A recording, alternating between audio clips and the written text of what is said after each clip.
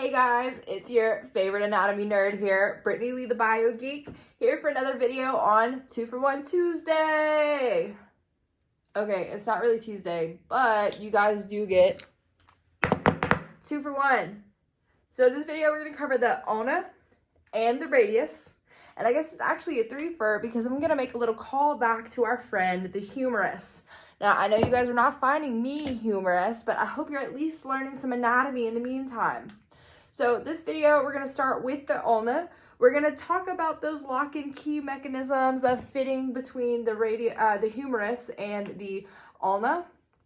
And in this video, I do accidentally say, hey, let me bring back the radius. And I just want to let you know, this is a humerus.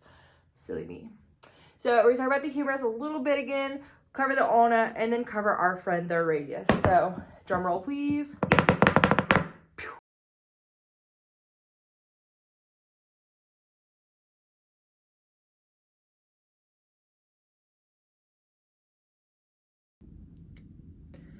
So since my last video left off with the humerus, and I talked about two complementary structures that the humerus had that articulated directly like a lock and key with part of the ulna, I want to begin this video with the ulna.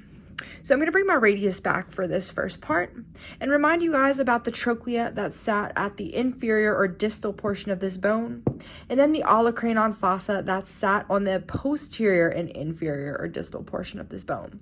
So trochlea on the anterior surface, olecranon fossa on the posterior surface.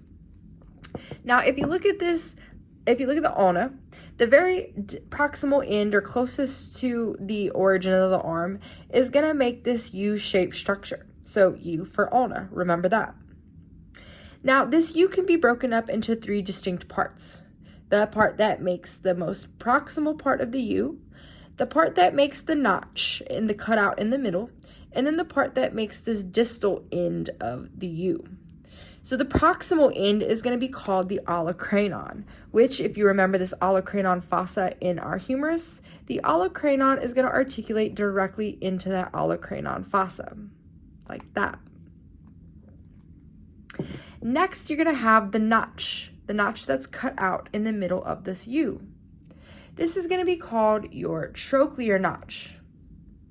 Now, if you guessed, is this trochlear notch going to articulate with the trochlea of your humerus? Then you are absolutely correct. So your trochlear notch is going to articulate with the trochlea, and it's going to create a pivot point so that your ulna can flex closer to the upper arm, like such. So the olecranon in the olecranon fossa, the trochlea in the trochlear notch, and now we have a really nicely articulated forearm and upper arm bone. Now, the third part of this U is going to be the very tip of this U, and it's going to be called the coronoid process. So the coronoid process is just going to make that distal part of the U here. Now, also located at the tip or the proximal end is going to be this notch here, this little indentation where the radius is going to articulate. So the head of the radius will articulate here with the radial notch. So the radial notch will be where it articulates. Just like we saw with our humerus, every long bone is going to contain this thin shaft portion here. So the part that connects the two ends of the long bones will be called the shaft. Now, the last two structures are located on the distal end of the ulna. The first is going to be the styloid process. So remember, in our mandible, we had a styloid process, which was a thin projection off of that bone. So here we have this thin process that comes off of our ulna. That's going to be the styloid process of the ulna. Now, our last of our landmarks is going to be the head of the ulna, which is actually located at the distal end of this bone.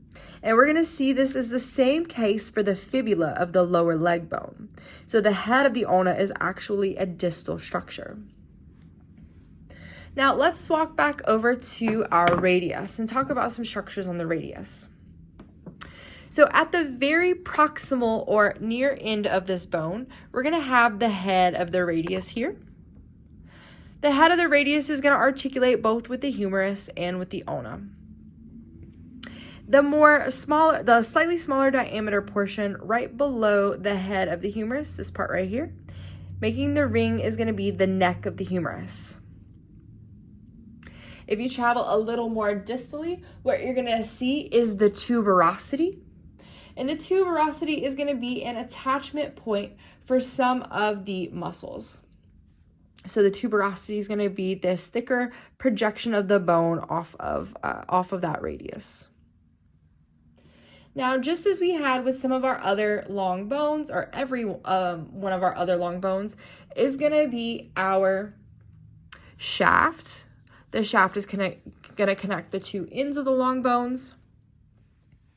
And then at the very end, just like we saw with our ulna, we had a styloid process here. Our radius also contains a styloid process. So the styloid process will be located on the distal end of that radius. Now, when you're trying to figure out how these bones are situated in three-dimensional space, always remember the radius is with the thumb and the ulna is with the pinky. Now, I'm not doing a very good job of showing this on screen, so I'm just going to stop there. But the radius will always be with the thumb and the ulna will always be next to the pinky. So that should help you organize those structures and these bones in three-dimensional space. The last thing I want to remind you of is don't forget the ulna makes a U shape at the proximal end. Use that as a way to remember that this is the ulna. So let's run it back and see if we can remember some of these landmarks really quickly. This small flat one on the side of the ulna. Radial notch, very good. Making up the indentation of the ulna. Perfect, the trochlear notch. Making up the distal end of the U. The coronoid process, great. In this end, the olecranon, perfect. This part, the shaft. And then at the distal end, we had the head of the ulna, very good. And then the styloid process, perfect. What about the radius? This was called also the styloid process. What about this part up here? Yep, the tuberosity. And then we had this smaller diameter section here, the neck of the radius. And at the very tippy top, we had the head of the radius. Very good. Awesome job, guys.